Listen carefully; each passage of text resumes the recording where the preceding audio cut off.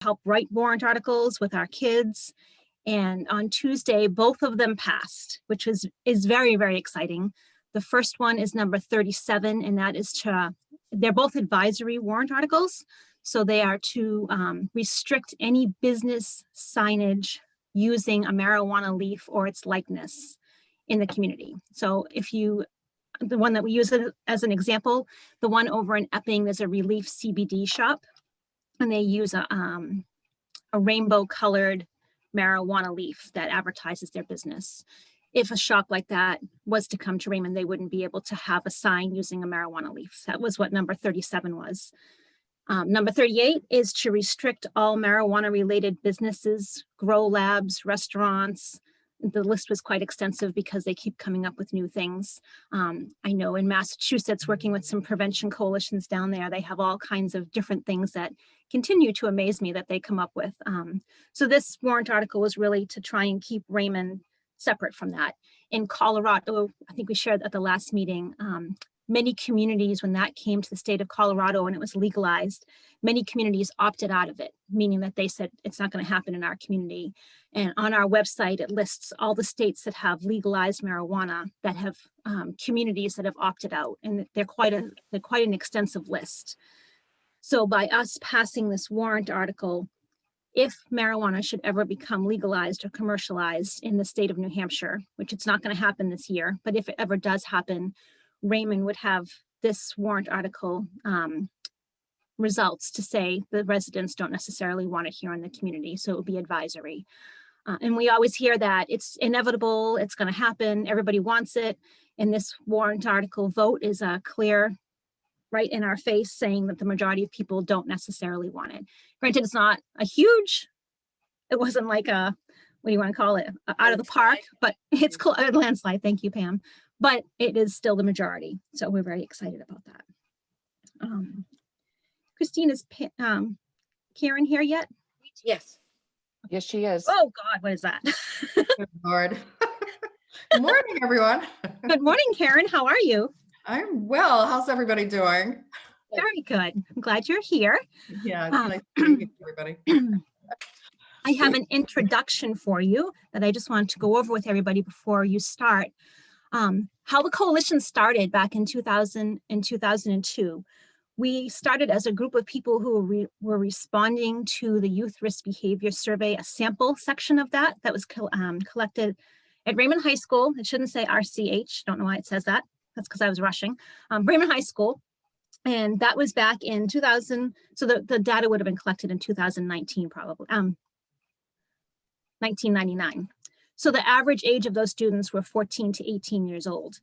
If we fast forward till today in 2021, is what that also should say, the individuals who were in school at that time are now parents of the children who are in our school district, who are working in our businesses, who are part of our community, and they may need special supports. And where is the best place to reach those people but in the workplace? So that is an introduction to why Karen's presentation today is so important for our community when we talk about prevention. And this is just back to how the work that we do. On the left-hand side is promotion, and that is any prevention materials that we put out. And then the prevention activities that the coalition works on are the universal, really targeting the entire school district, the entire community with the messaging that we have. But then if we look at the continuum of care, that goes into people who enter into treatment, who are in recovery, and then the wheel just continues to go. So this is what we talk about, and it's important to revisit it and understand why Karen's presentation is so important to the work that the coalition is doing here in the community. So with that, I will exit out of this, hopefully. Okay, there. And Karen Morton-Clark from Recovery Friendly Workplace, I'll let you take it away. Well, thank you, Celeste, and apologies for my tardiness this morning. I also had a little trouble with the Zoom link, but I'm here now and happy to be here, happy to see everyone, and wanted to give a special shout out to Jay. It's the first time I'm meeting Jay Petros from Walmart. So good to meet you, Jay, if only virtually. Look forward to meeting you in person. Absolutely, Karen. Thanks for having me again. Absolutely. So Celeste, I'm okay to share my screen then? Yes, Karen, you should be able to. Okay, thank you. Okay, so we'll give it a whirl here.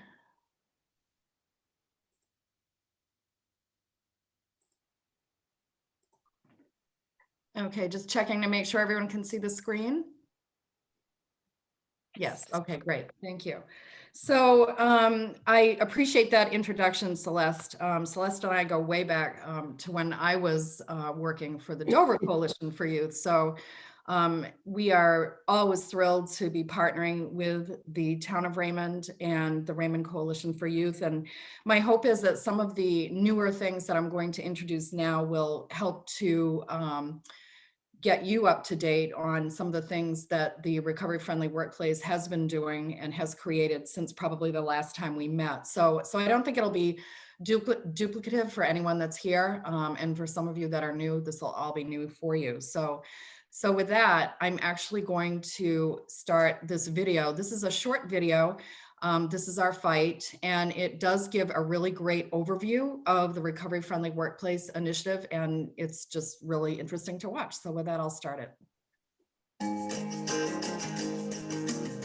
Any place where people are suffering because they or someone they love is under the weight of substance use needs a collective understanding that people all struggle with different sorts of things. As an employer, it makes sense to offer this.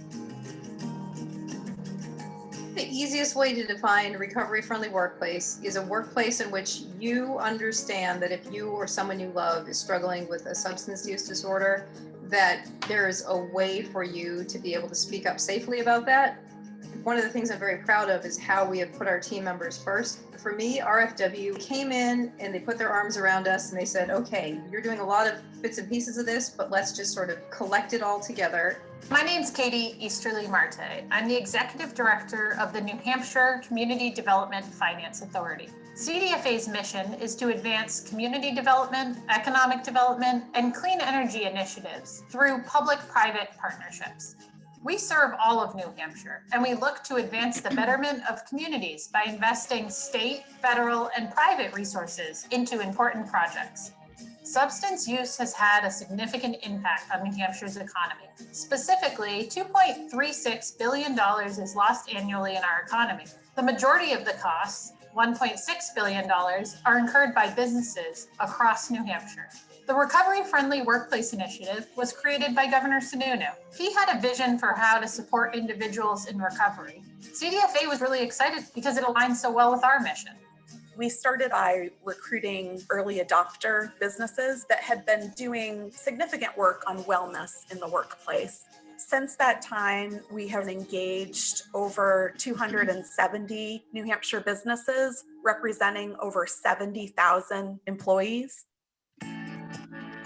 My name is Kevin Thompson. My recovery journey started about 12 years ago. That's when I realized I had a problem with alcohol. It's something in the past for myself that I felt I, not been able to be honest about with my employer for fear that I'm going to be treated differently, or I'm not going to get a job, or I'm not going to get a promotion. And I think a lot of people in my situation feel the same way. GenFoot is a Canadian-owned company that's been in the outdoor footwear business since 1898. When I had an employee in the late 2000s that I fired for reporting to work under the influence of alcohol several times. Tragically, she never stopped drinking and passed away from liver failure within 6 months of losing her job. I heard about the RFW through the North Country Health Consortium here in Littleton. They were hosting an orientation and invited several local employers. I enthusiastically supported the initiative from the moment of that orientation, when it opened my eyes to the fact that I could help employees with SUDs. Since we became a recovery-friendly workplace, we've had 5 employees come forward with an SUD who we've helped get into recovery and continue to help them stay in recovery. Myself and one of my coworkers have volunteered at GenFoot to be on what they call their Helping Hands Committee. Another employee does not have to necessarily go to the plant manager when they're seeking help. They can come to us. They can come to another employee. I want to have my hand out when people need it, just like other people had their hand out when I needed it. GenFoot supports that and encourages that, and I just think that's amazing. We really feel that the Recovery Friendly Workplace Initiative is a model that should be replicated nationwide. It's the first of its type of strategy that really engages businesses in addressing issues related to addiction. So ensuring that workplaces are able to be part of the solution is really important.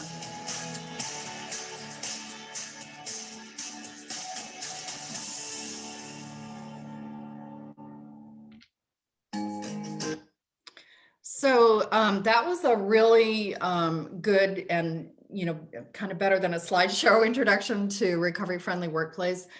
Certainly, if you have any questions throughout this presentation, you're welcome to put those in chat, or, we can wait until the end.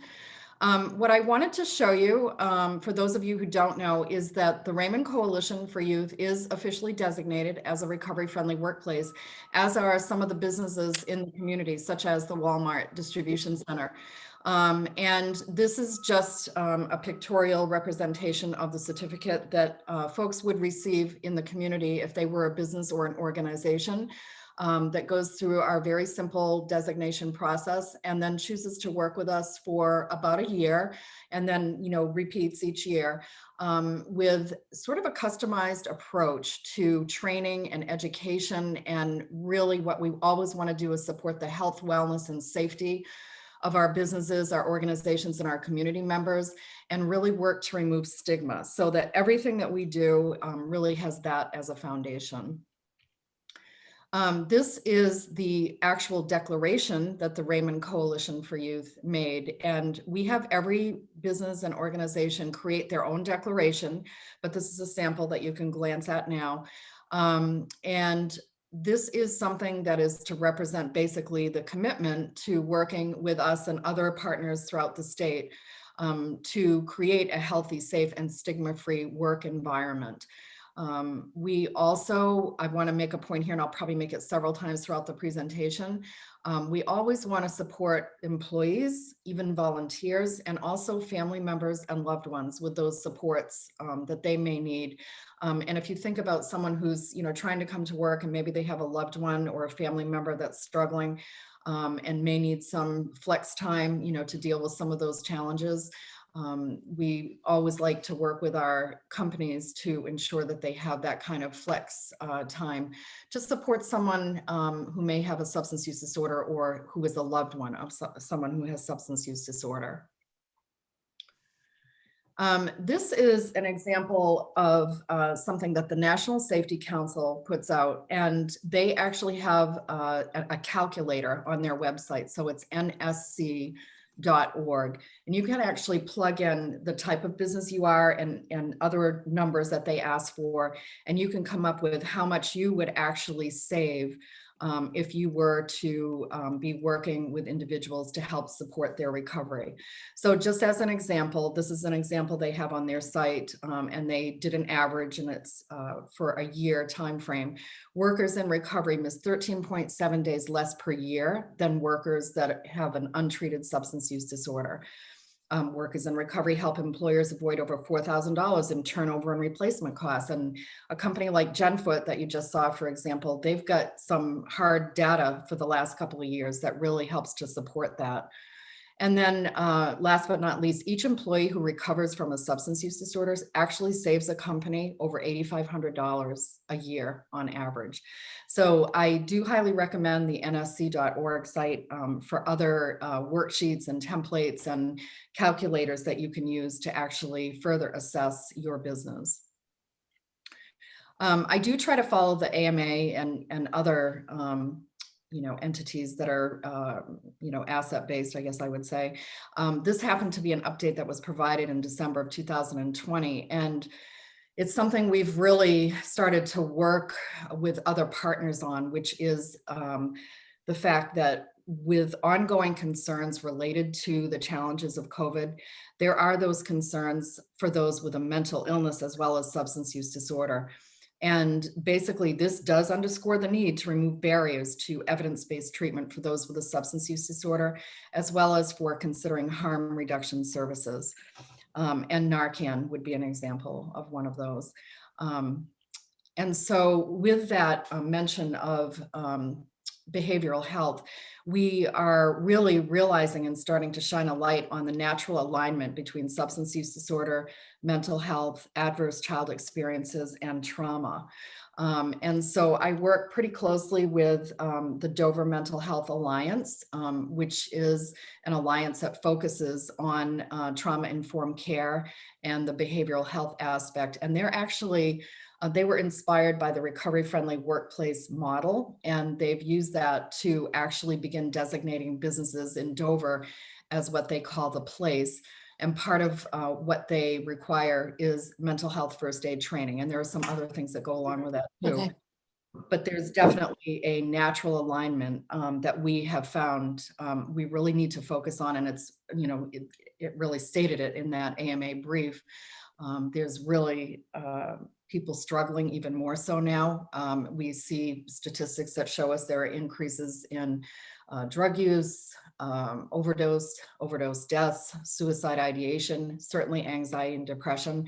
And so we feel it's really important because these are all interrelated that we highlight this a little bit more and try to provide people with skills through something like the mental health first aid training so they can be more compassionate in supporting other people that might come into their business or, you know, be employees of their organization. So with that, I'm going to show you a 90-second video that we created jointly with that organization, the Alliance, the Dover Mental Health Alliance, and then we'll have a little conversation about that.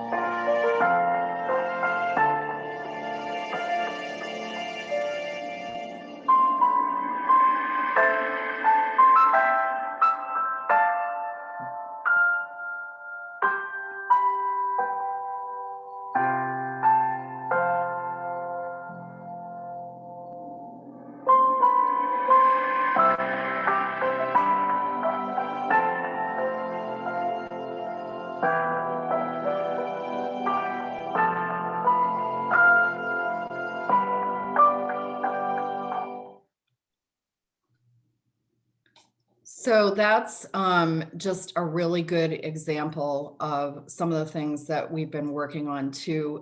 We would call this a conversation starter. We would not present this video and sort of just, you know, leave it at that. But it really is something to, as it says in the video, let's talk about it. And the main tagline, if you will, is it's time to reframe, not shame. And this just really points up, you know, how we are really trying to develop a more understanding, less judgmental and compassionate approach to removing stigma in our communities. I'm going to also show you we had a business panel that we did not too long ago. We featured 4 different businesses and a nonprofit, and Waypoint was the nonprofit. And I really enjoyed the CEO's comments about how they're thinking of recovery as beyond just recovery from substances. So I'm going to just have you have a listen to that. Whoops, and I want to go in slideshow mode again. There we go. We're sort of in the space as a provider of social services where we deal with people that are in recovery all the time.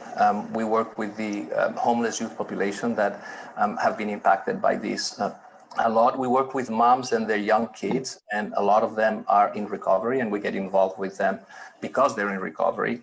We also work with foster care, and oftentimes kids get placed in foster care because their parents can't take care of them. And one of the things that we do in our business is really help these individuals and families sort of like, you know, get better, recover, get back on their feet. So we started investigating at that time in Manchester, a number of colleagues of mine that were going through the process, and we engaged in sort of understanding more about it. And the minute we heard about it, we said, this is something that we absolutely have to do. We owe it to our clients, and we owe it to our employees. We have 300 employees, and I'll be honest, exactly like you mentioned before, I don't know how many are struggling, but I can tell statistically, there's a bunch of them that have either themselves or family members. So I think it's an important journey for us. I've never heard anybody say, you know, I'm struggling with substance abuse, or my spouse is sort of in detox right now and I have to take. So obviously, it is not culturally a conversation that we know how to have in the workplace. And I think that's so wrong. And I think what I want to do is move to a culture in which it is okay to talk about this, because it happens everywhere.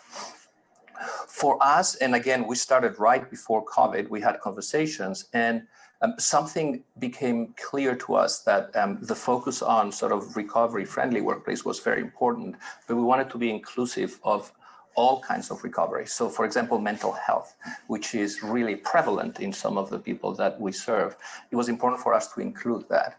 And then May 25th happened and George Floyd was murdered. And there was an outcry in my agency, what are we going to do about this? So we diverted ourselves, and we actually, Sam was really helpful in sort of coaching us, because the initial was, okay, we're going to be about recovery. And then we make this much bigger claim around racial equity and diversity. So our declaration is actually much more extensive than most declarations, because we're like throwing everything under the same, and that it's all about this. But what we did is we formed the committee, the 16 people that actually, and I started the committee, but I said, I want to start the committee because I'm the CEO and I want you to understand that I'm behind this. But I really want to empower this committee to make the decisions. And if I'm there, it's going to be really hard. So actually, I have removed myself now from the committee. And the committee is designing a survey, is designing the trainings that we're going to have, is going to put a plan in place. And they have been empowered in the organization to actually take the leadership and the charge of changing the culture for us. We've been actually very lucky that there's a pilot program it's out of the Hypertherm Foundation, the Hope Foundation in Lebanon, and with Headrest, which is an organization there that does that provides services for persons in recovery. So they're funding this licensed drug and alcohol counselor to be a resource for our employees. And we're starting with 3 of our offices. We have 14 offices with 3 of our offices, Lebanon, Concord, and Manchester. And they can call this person for themselves or any member and actually engage into sort of treatment. It's not just a consult, it is treatment. Knowing that in times of crisis like this, we know that substance misuse gets elevated, domestic violence gets elevated, abuse and neglect of kids gets elevated. So what we saw is an increased level of stress and anxiety in our workers. So we quickly pivoted to how can we provide the supports. So basically, we did a lot of sort of management team meetings to sort of say, like, if you used to meet with your team once every other week, you're going to do this weekly, and you're going to make sure that you check, and you would make sure that supervision is not so much how you're doing your work. Supervision is like, how are you doing, period. But what I have seen is the absolute enthusiasm of our staff in engaging in this conversation and engaging in this process. And I remember saying, like, let me make clear that there's 2 ways of looking at race and diversity and, substance misuse and recovery. And one is if you look out the window and see and observe, but at some point you actually have to look at the mirror and see, what does that mean for me? What does it mean to have white privilege? What does it mean to have all of the things that are happening in our society, and how do we contribute? I mentioned the survey we had about and we send it, and we're expecting 200. We already had 100 responses. And one of the things that people are excited about is that we have promised that we're going to have conversations about what it means for them as a group, for us as an organization, and people are so excited. We're sort of in the... So just to comment on that, I think, he really touches on so many points. And one of the things that we do as recovery friendly advisors is we often connect businesses to other businesses or businesses to organizations, et cetera, so that they can share ideas. And for example, he talks about a task force. So if you're a business that doesn't have a task force, that might want to have a task force, this might be somebody that we would connect you with. He also mentions a pilot program, which is actually was founded by Headrest up in the North Country and supported by a couple of companies up there that have utilized it as the pilot program that it is. But we're able to expand that pilot to provide MLADAC services at no cost for a period of time. And if anyone is interested in learning more about that, I can certainly share more about that. But the point is that, one of the things that we do is we are definitely connecting businesses to other businesses, organizations to other organizations, and other partners that we work with. If you think of us as sort of the concierge of services throughout the state, that's one of the things that we do a lot of in our daily work. This here is a snapshot of our current menu of trainings. Of course, when everything happened about a year ago with COVID, we went virtual. We're still able to offer any of these trainings virtually. We also have some new content and a platform that businesses and organizations can access.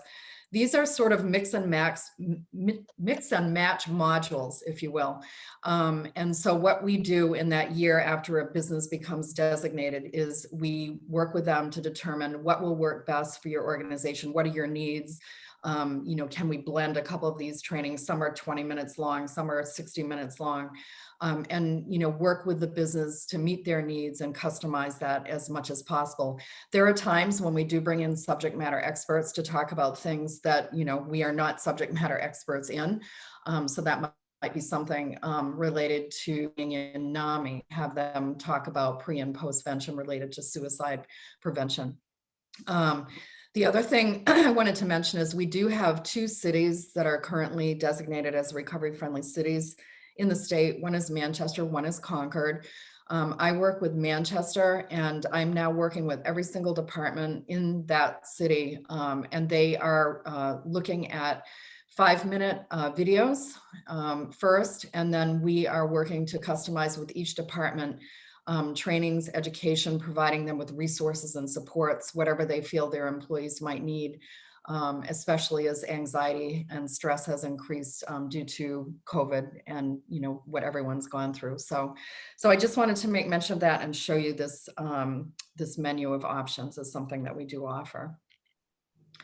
I'm going to show you now a very quick stigma training excerpt. This is an excerpt from our stigma training, and it features Drew Moranis, who's with the SOS Recovery Center. And it's just an example. It ends with something that you can do today to help remove stigma. So with that, I'll go ahead and play it. Hi, everybody. My name is Drew Moranis. I'm a person in long-term recovery, and I'm a recovery-friendly workplace coordinator for SOS Recovery Organization. Substance use disorder is certainly one of the most stigmatized conditions in the world. It impacts public support and opinion, and can be internalized by an individual. Reducing a person to nothing more than their difficulties is one of the most damaging and dehumanizing forms of language.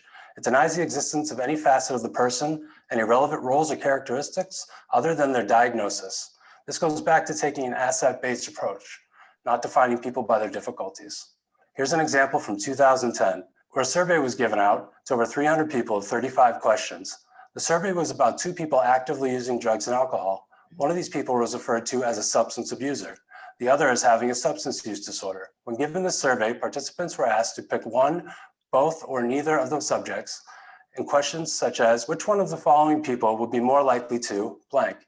As in, which one of these people, the substance abuser or the person having a substance use disorder, would be more likely to benefit from professional help?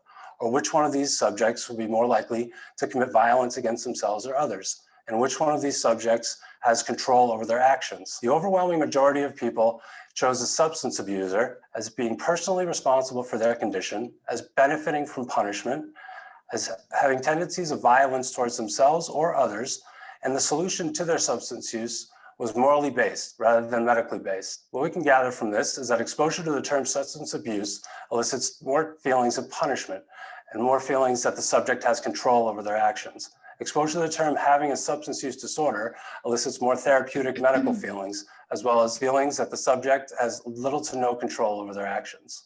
So these are just some different ways that we can have a direct impact and lessen the stigma on people with substance use disorder and in recovery that you can start practicing right now.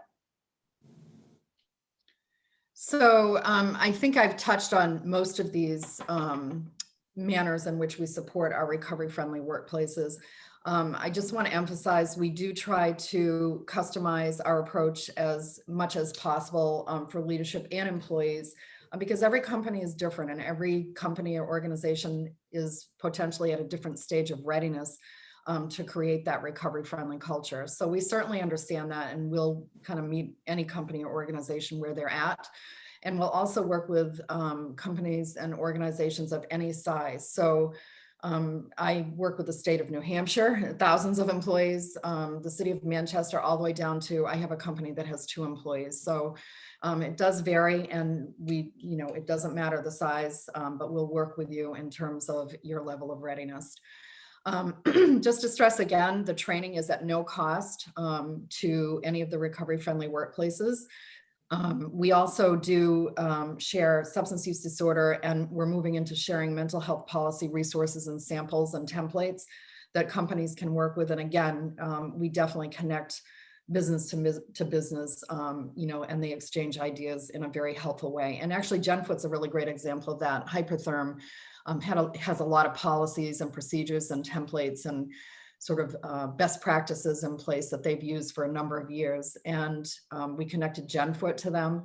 And GenFoot, after 2 years now, actually has data to show improvement since they became a recovery-friendly workplace. And that's in things like turnover, absenteeism, productivity, motivation, things like that.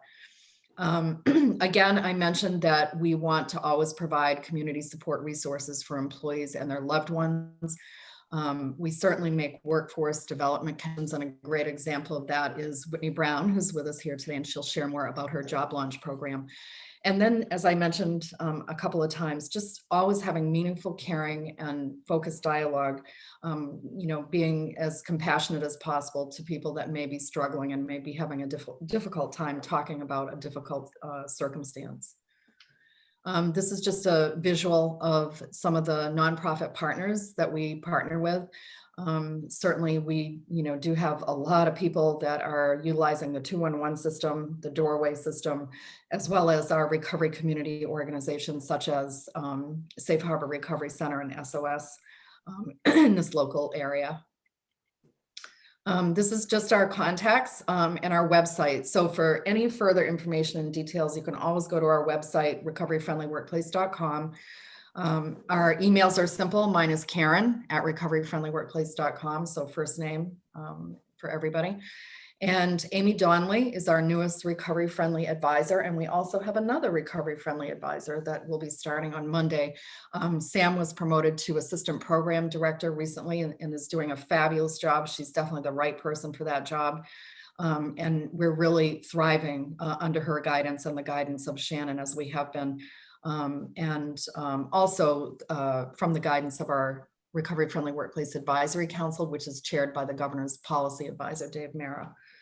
So with that, I'm going to stop sharing and invite your questions, comments, thoughts. We welcome them all, and I really would love to hear from any of you, even after this presentation, if that's helpful.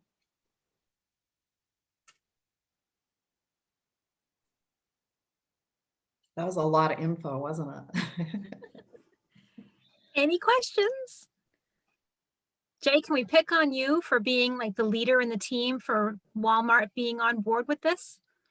I mean, you can typically pick on me. I think that's something we're used to by now. But yeah, so I guess, Karen, I'll just talk about some of my experiences, working with you guys at Recovery Friendly. Before things kind of a year ago went awry with the society in the world, I was lucky enough to go to one of the seminars, and I brought a group of associates with me, and it was really great for them to be involved. And it was actually a seminar about self-care So when a lot of people think of, and I'm so glad that you have so much on mental health going on with your plans as well. When we went there, the group of associates that we have, that's kind of not so much a task force where we're really, kind of spread out now and don't have the opportunity to meet like in person as much as we used to. But this was their first experience to be able to be involved in something like that.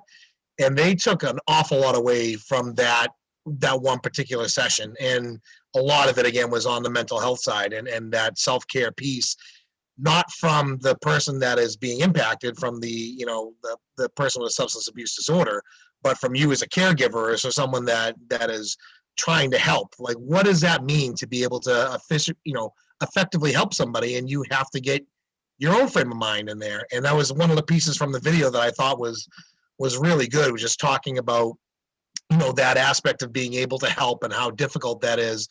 And then when somebody asks for help, how do you go about helping them? Like, what is the next step? And I think that we've got a lot of great programs in the state, and I was kind of on the ground floor with this when you guys came out to the building and designated our company and our building as a recovery friendly workplace. It meant a lot to the people that were in the room. Like I said, specifically some of our employees that are involved in that group as well. It's real important. So, long story short, I grew up in Raymond. Pat and I were only a couple years apart in school, so I know a lot of people here. My family still lives there. I've been working there for 21 years. Raymond's been a part of my life for a very long time. And we continue to lose people to this problem.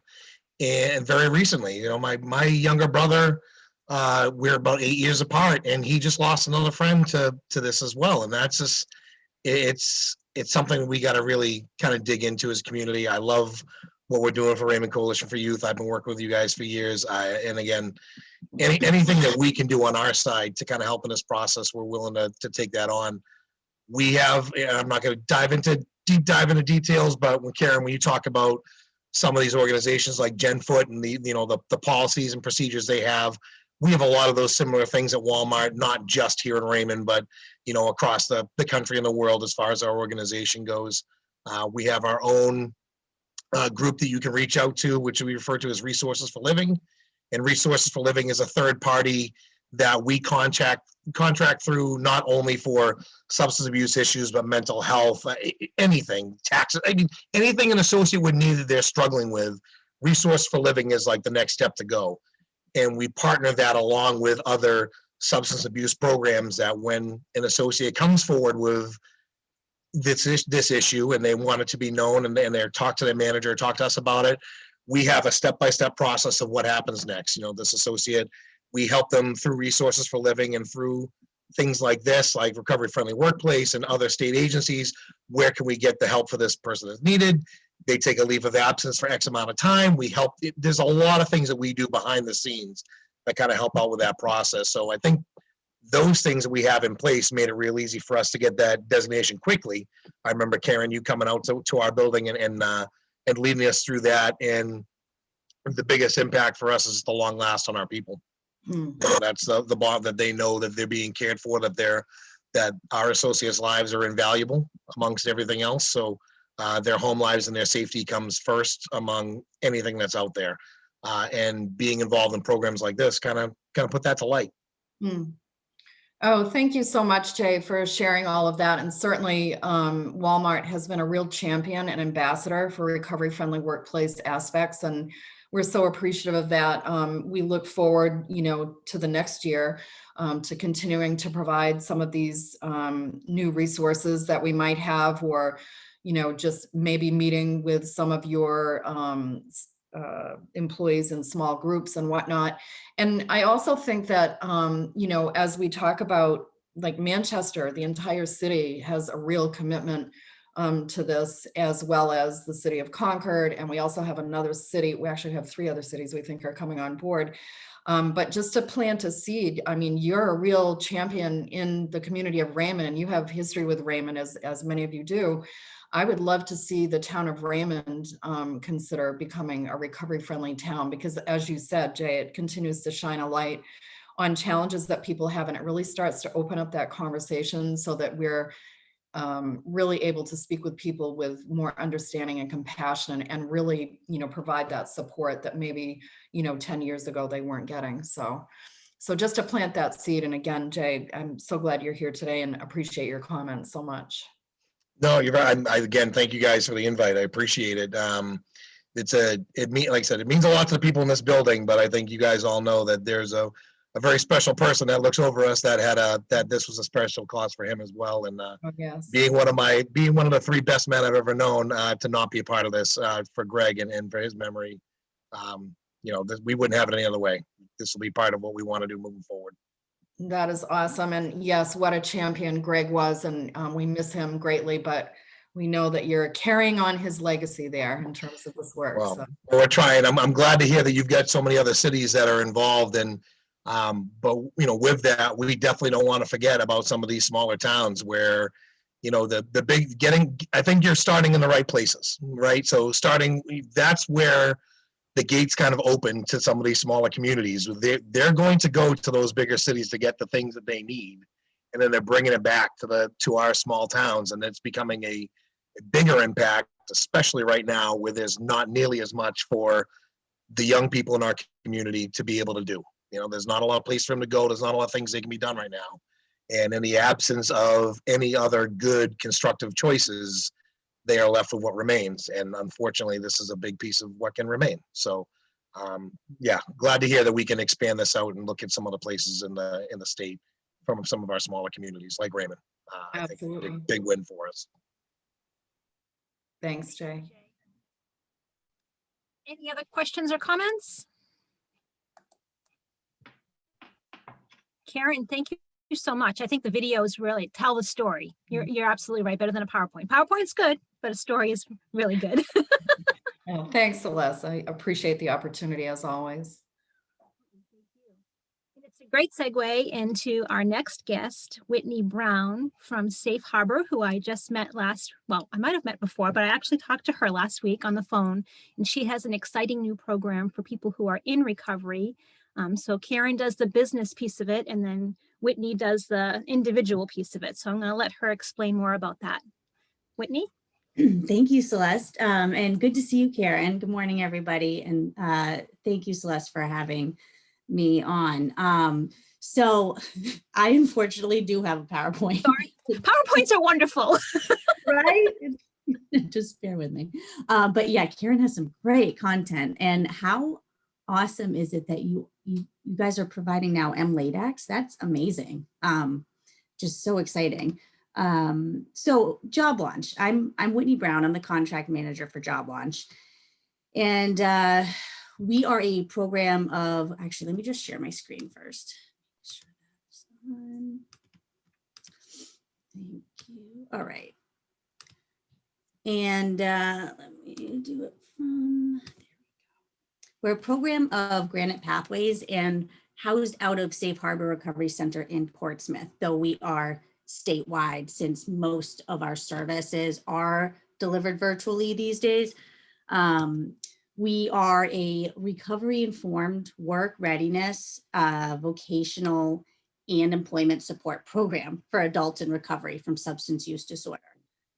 And, we not only does Granite Pathways offer Job Launch, between all of our programs, we also offer, the Mental Health Clubhouse at Seacoast Pathways. We have Strength to Succeed, which offers parents with maybe substance use related charges and DCYF involvement, the support that they need in recovery coaching.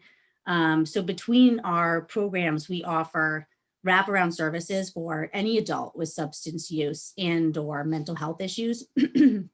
And we currently, our main source of funding is DHHS. And we also, though, accept private donations. We recently had a significant grant from Granite United Way that allowed for our participants to have their own laptops and cell phones data plans so that they could access our work readiness program and, job search on their own time, just having access to those things.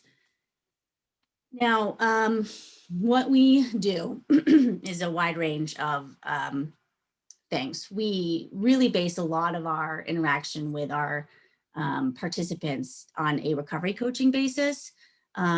So for those of you that don't know what that is using a motivational conversation to engage one-on-one with someone and basically help them help themselves find their way through recovery, strengthen and get well, whether it's initiating their recovery path or maintaining it. We do a lot of soft skill development. I mean, oftentimes what we'll see is participants have internalized a lot of the stigma, which can affect, their interviewing, and just all these things that we take for granted that we may not think about will really inhibit someone from even approaching the application and job process and looking for a more purposeful employment.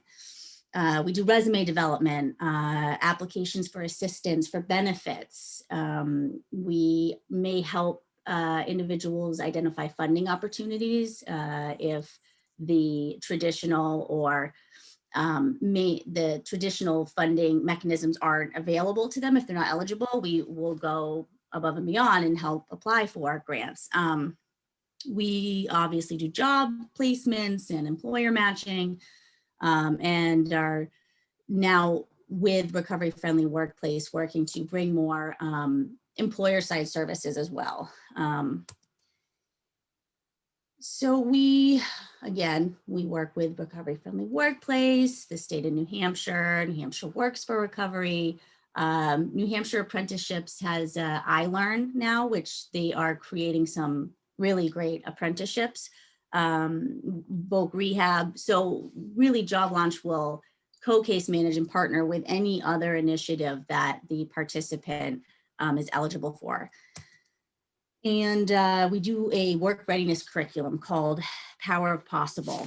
So what that is really, again, recovery informed. So employment is interwoven with active use. A lot of people and participants' job history, work background will reflect the priority of active use or, the lack of. So every topic is recovery informed. It's instructor led by a CRSW. We do it virtually, but we may even roll out a hybrid once we can do that in person again. It's highly interactive, and people walk away with the critical competencies such as a resume, cover letter that is needed to perhaps achieve their goals, maybe even, gainful employment if that's one of their goals. These are just some sample topics. Again, let's say one of the days planning for future, let's say we actually have partnered with Wells Fargo and brought a financial literacy module, which can help a lot of people with how to fix my credit, how to, now I'm at this stage of my recovery, I'm ready to, fix the financial damage of my past. So we have a little bit of that on one day. We do mock interviewing with the HR manager at the Portsmouth Naval Shipyard. He's amazing. And really to help participants get the feel for what it's like to interview and in recovery, especially. So one of the days we will also give tips for whether or not, what does it feel like to self-disclose? And what does this mean? Because it's a health status, just these things that aren't typically talked about that really influence a person's job search. So we do from day one with a participant, the employment plan. The individualized vocational plan is going to have a very strong recovery support component because there is no job without your recovery. So we prioritize that. And again, some days, depending on where someone is in this process or in their recovery, some days will be more peer support. And then other days it will be more vocational and employment service. So we kind of toggle back and forth depending on what the participant needs that day. And as we all know, or may not know, recovery is a very dynamic process. So we work with someone and we go along with what the obstacle or challenge is at hand.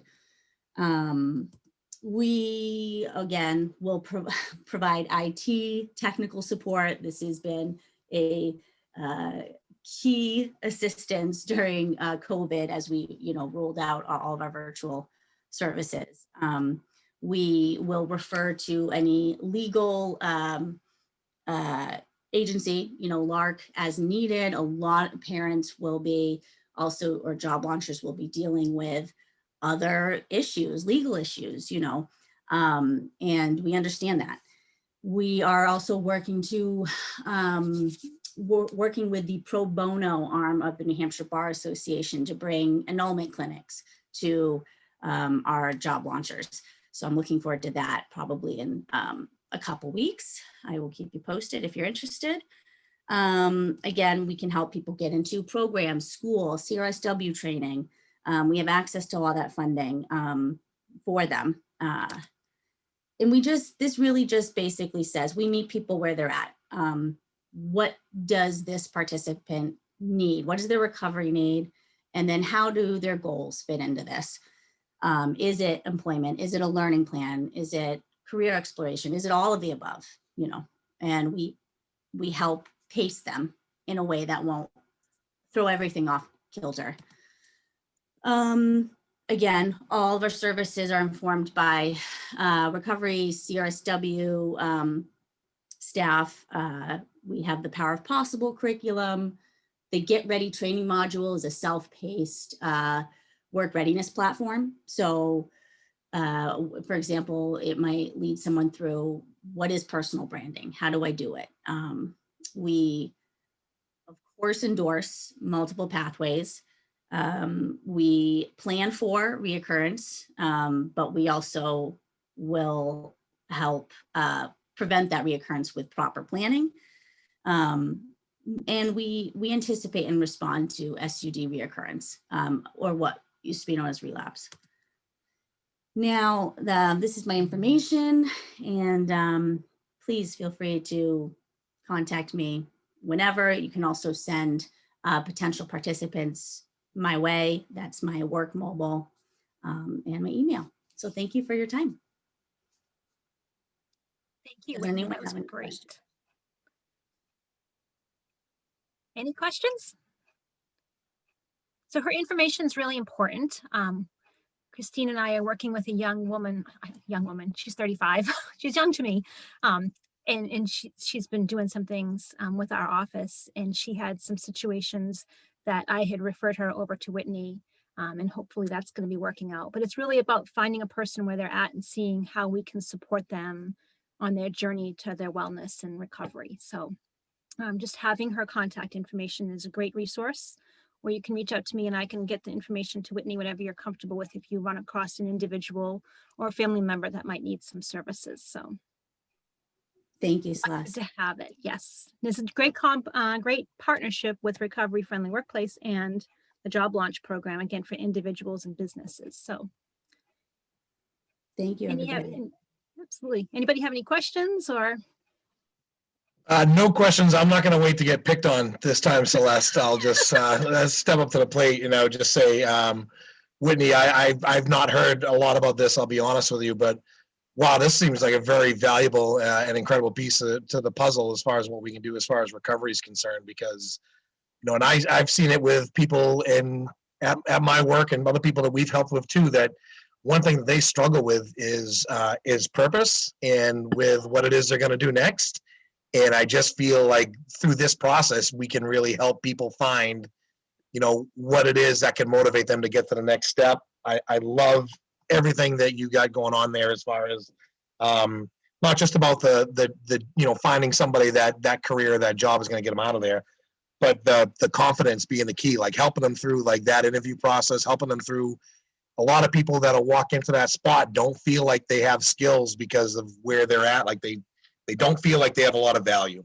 And I feel like going through this process can really help them see what kind of value that they have that can add to, you know, any business or organization. And then that Power Possible class, I think, is something that can get into that nitty gritty stuff, you know, with them as far as what do I bring to any part of the table, and being able to see the other resources you have out there can lead them into maybe a job or a career that they never thought they could have before, you know, or something that they seem could be possible. Working through the state, I know, like you had mentioned stuff about their apprenticeship programs. I know some people that have worked through that as well. And again, to be able to work with other professionals real time, you know, is seeing what they do. And a lot of those jobs have a bigger impact on people. And I think when you see and you get to work in somebody's house, if you're an electrician, if you're this or that, like any of those jobs where you end up having a lot of contact with people, you can actually like see how your work pays off. You know, like you can be part of somebody building a new home, like just things like that can help provide people purpose, like just make the biggest difference. And I think that your program, you know, provides a lot of that. There's a lot of great value in what you guys are doing. So appreciate that. Thank you. Thank you, Jay, for seeing that. Yeah, at the core of this is kind of the intangible understanding that we see the inherent worth in each person. So that is beautiful. So thank you for understanding that. No, it's big, you know, when you have somebody that doesn't know where they're going to, this is exactly what we were talking about earlier. If people don't know what it is that's going to come next, they don't have a purpose, they don't know where to go, what to do, they're going to go with what's easiest, and there's potential for that to be the most destructive.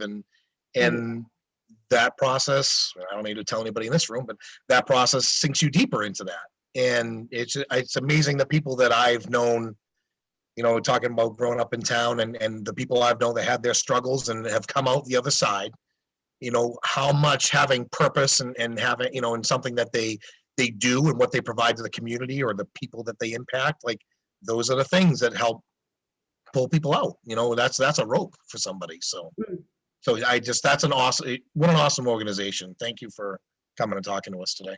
Appreciate it. Thank you. Thank you so much. Thank you, everybody. Thank you, Whitney. See, we make you feel good too, right? It's all very good and important work. So I thank you all for everything you're doing to, for our community and beyond our community, obviously. So with that, we'll go on to the next piece of the agenda, which is just a little bit of follow-up from our last presentation last month, Meth in New Hampshire, when we had John Delina join us and with the very scary information that he provided. I don't know if that sunk in and anybody had any comments or thoughts on that presentation. No. We have there's a grant, a CARA, Comprehensive Addiction and Recovery Grant, that is available for any organization that's already had a drug-free, had a drug-free community grant. So the coalition is eligible for that, and we are applying for that basically it's not a huge grant, but to do a lot of the things that we're already doing. We partner with the police station and we do the medication take back. They have a medication take back box at their location, and then really providing information to the community on what to look out for. I think it's fair to say that any young person who is misusing a prescription drug has no idea they would possibly be getting a pill that has meth in it. And then that's what's really, really scary to us, that you may not even be looking for meth and you may end up with it because you didn't know what could potentially be in it. So providing that information and awareness will be part of that application. Just wanted to see if anyone had any questions on that, and thank everybody for the partnership to make that application possible. Celeste, I'm thrilled that you're applying for that. I think that's awesome. Hope you get that. And just wanted to reference, I think John's presentations are so important because it's real-time information when he presents. And as you mentioned, and as I think everybody here knows, fentanyl is the drug that's really causing most of, if not all of the overdose deaths in New Hampshire right now. And what we know is that fentanyl can now be mixed in with methamphetamine and cocaine and crack cocaine. And so it's really important that we have the heightened awareness that John shared and also support you in the work that you're going to continue to do to educate. And then of course, you know, we're always looking to educate individuals that are seeking recovery as well. So. Thank you. Anybody else? Hopefully we'll be announcing in July's meeting that we got the grant, fingers crossed. We're going to be very optimistic. So, okay, on to our updates, a little bit, hopefully a little bit lighter, but Christine, Youth Action is the first thing on there for updates. Do you have some exciting news for us? I do. Well, I guess it's exciting. It's exciting for me because I get to see them. So it's always exciting. First thing on the agenda is April 1st is National Take Down Tobacco National Day of Action. This is a branch off of Kick Butts Day. Kick Butts Day is March 20th this year, which is on a Saturday. We as two youth action groups, we haven't spent a ton of time talking about what we want to do for that day. The National Take Action Day is actually, if you look on the website, and I can put it in the chat if you want, it's a roast to big tobacco, kind of some comedy with a little bit of empowerment on just what big tobacco is and a way for us to kind of be in a movement all together, but virtually. So that's one thing that's happening. And I like I said, I'll put that into the chat so you guys can take a look at that. And you can sign up, like I said, virtually for that particular event. What we want to do at the school, we're still talking about it. We're talking about National Drug and Alcohol Facts Week right now, but we're trying to figure out some way to get some information about Kick Butts Day or this Take Down Tobacco Day in the school. So we're still working on that, but we got a couple other exciting things that we're talking about first. Let's see. So yeah, most likely everything will be done with social media. The kids really enjoy telling me what they like to see for graphics and having Celeste or I come up with the graphics. They like the social media aspect because my middle schoolers there, most of them are all virtual. So there's no way for them to get into the school. The high school kids, they're in the school for National Drug and Alcohol Facts Week. They're gonna take turns, hopefully doing something over the announcements. Just a quick 1 or 2 quick sentences, nothing major, just letting kids know, the dangers of drugs and alcohol during that week. National Prevention Week is coming up in May, but this is another week of awareness that the kids want to take advantage of. A couple of months ago, I want to say it was at least 2 meetings ago, we talked about the tagline for the coalition. We had talked about, oh my goodness, positive healthy choices, promoting positive healthy choices for youth. And I brought it back to the kids as was suggested, and the middle school kids really want to keep it the same. And I was in vote for wanting to keep it the same, but I wanted to hear why they wanted to keep it the same.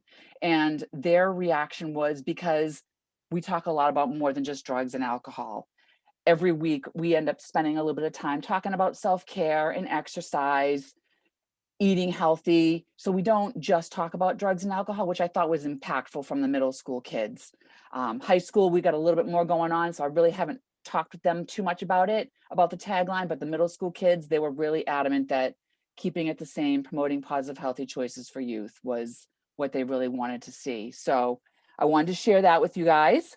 I mentioned National Drug and Alcohol Facts Week. That's coming up on March 22nd to the 28th.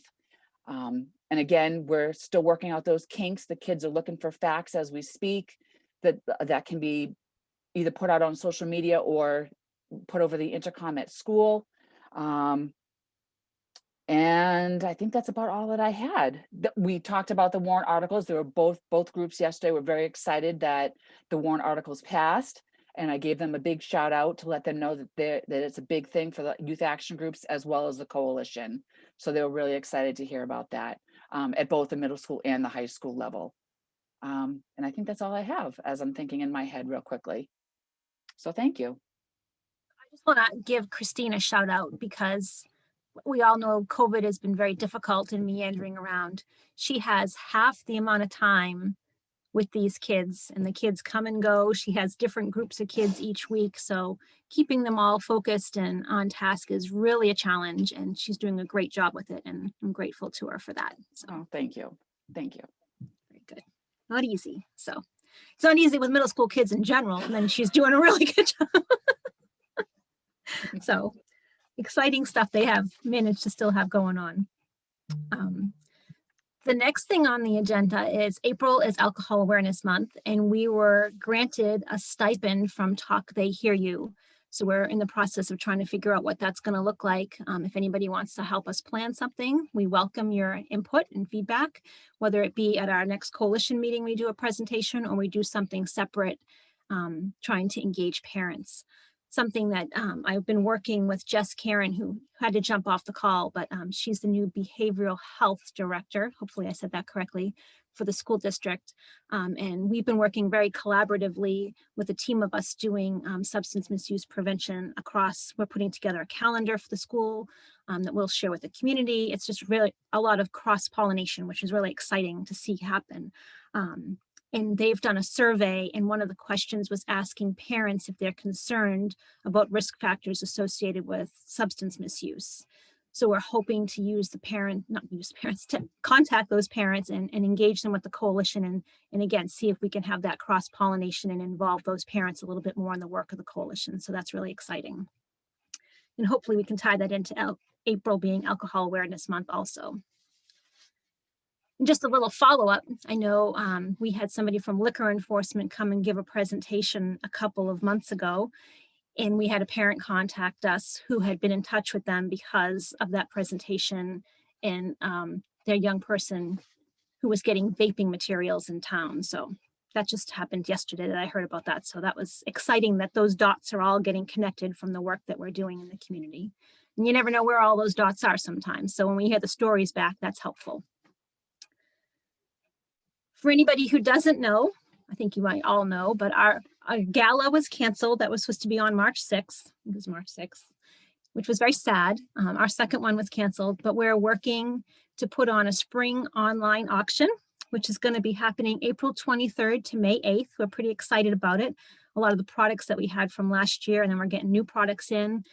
We have our website has a page, and then we're going to have a special auction page that Christine and some volunteers have been working on. So that's going to be our key fundraiser for the year this year as far as engaging the community, and there'll be more details coming on that. We did just also receive a grant from Seacoast Public Health Network to put together wellness kits for our students and community. And that's brand new. That happened yesterday. Yesterday was a very exciting day. We found out about the warrant articles. We got a grant. It was a good day. So we're looking to put together wellness kits and to reach to the kids. And Christine's presented it to the kids that she had yesterday, but really focusing on self-care, resiliency, getting outside and enjoying the fresh weather. How do they take care of themselves, and what does wellness look like?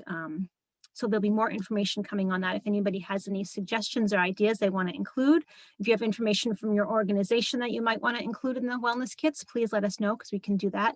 I'm thinking of Chelsea in particular, if she has anything. It's a way to reach kids, and that was a piece that we really are lacking in that right now. And we're trying to figure out all the prevention messaging that we do throughout the year, which is a lot. We really haven't been able to do that. And this is a great opportunity to fill that gap. If anybody has any questions on that? Nope. Okay. I don't have an update on the disc golf course yet. Spring is coming. The baskets are in. It's just a matter of when the ground thaws and we get to the next step, but hopefully there'll be more information coming on that soon. So that's exciting. And as I mentioned, I've been working with Chief LaBelle and our local Hannaford and the DEA medication take back is scheduled for April 28th. And we're going to be at Hannaford this session, I guess you would call it, this time of the year. So again, there'll be more information coming, but that's pretty much the same as it always is. So Celeste, that's the 24th, actually, Saturday the 24th. You're right. Sorry about that. No, thank you. Must have been the 28th last year. The 24th. Thank you. Does anybody have any questions or anything they want to add? Tammy for the rec department or Pat from the after school program?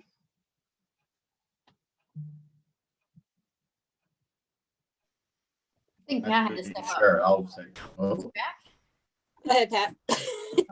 we got our 500 pounds of soft plastic recyclables, so don't promote that anymore or drop stuff off at the elementary school. The bins aren't out. We don't want it. We're getting a bench. That's very cool. Someone else might take up the mantle soon to get another one for the kindergarten side, but for now, please stop doing stuff. It piles up quick. Came from this generation as well. I would like to say that we have two new school board members, John Harmon and Ada V. de Boncourt. And I apologize if I mispronounced her name. I haven't met her yet. I will meet her next Wednesday. And Atari still was around after that video game crash with the Atari 70. You, Janice. Tina, did you have something? Is that me? Oh, I'm sorry. Tammy, you go ahead. I thought you called my name, but go ahead. Okay. I just want to let you know that since we can't have our breakfast with the Easter Bunny this year, we are doing something different. We're going to do an Easter scavenger hunt and then an egg hunt. So we're going to have families sign up through the rec department. They can load their car up with family and so forth. They'll drive around town. We'll have riddles located throughout the town. They'll have to go to certain places, figure out the riddle, and then end up at a final destination where they will do an egg hunt. And we're planning on having little goodie bags and stuff for the kids. So it'll be a fun family event, or I'm sure there are some kids out there hanging out together. So if they've been together all along, but we are mandating the mask or telling them they have to wear the masks, at least at the very end of the event when they're out of the car, and we will also social distance. But to do the actual scavenger hunt, we're going to send them all in different directions. So they're not going to be all connecting out there. So that's one thing we're working on. We also are planning on doing our summer playground. We still don't know how it's going to look. So we're waiting a little bit longer, but we will have something. Hopefully it will be different than last year. We are looking for staff members. So if anybody knows of anybody, they have to be going into their junior year. They can apply through the rec department. I have brought forms up to the high school in the office, and Holly Londo has them as well. But encourage people to apply. What else do I have? We just got the okay to open up the cafeteria and the gym for for some programs. So we've got a couple programs starting on the 15th or after. They will be wearing their masks, of course, going in and going out and all the details, but we do have like adult basketball going on now, Zumba and yoga. So we're starting slow, but hopefully down the road, we'll be able to do more. Good. Different Zumba than this. What's that? I said different Zumba than this. Our Yes. Zoom meetings. Oh. Not funny, sorry. Tina, do you have something? Thank you, Tammy. Yeah.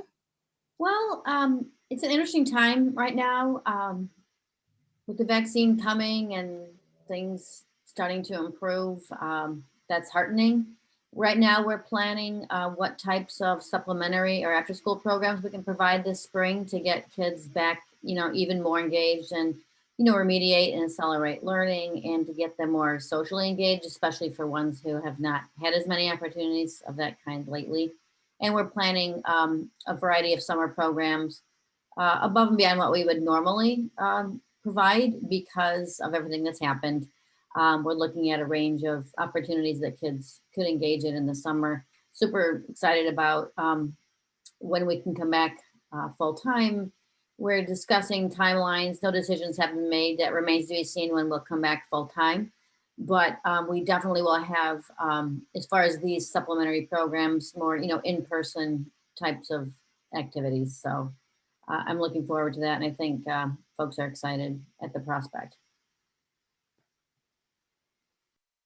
I know our office has been contacted for people wanting to participate in Family Fun Night, asking if we were having that. They're looking for Operation Raymond Cleanup. I think people are just chomping at the bit to get out and do something. And we just keep telling them everything's on hold, that we don't have any plans at the moment, but that we're trying to see what we can put together. So I think we're all in the same boat, like Jenna said, just trying to do what we can. So all of you are appreciated for all of it too. So thank you.